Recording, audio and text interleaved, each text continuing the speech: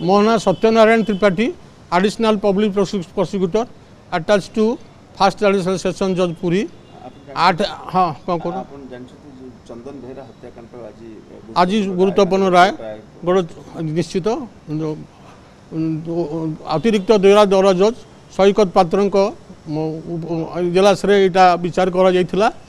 कृष्णचंद्र प्रधान इतला क्रमे केस रखा एवं से केस रे 302 201 27 एक्ट रे चार्ज करा 26 जन साक्षी को आधार करी जौरा जज माननीय जौरा जज 3 जन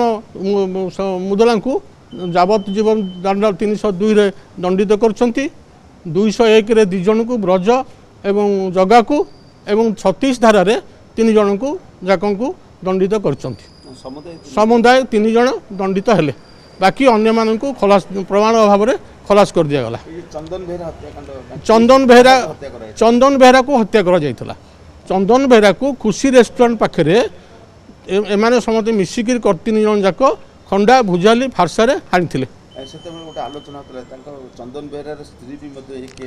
संपर्क थिले किंतु तांको विरुद्ध रे कौनसी प्रमाण आसी नथिला तेणु तांको खलास कर दिया गला एवं अन्य मान 3 जन को दंडित करा गला। दंड लाइफ 302 रे लाइफ इन्वेस्टमेंट 10 वर्ष जोरिमाना अन्यायदाय सजा भोगिबे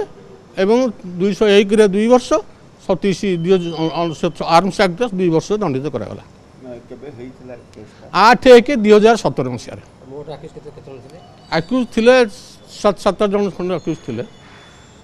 7 जन बाकी अन्य मान खलास कर दिया गला।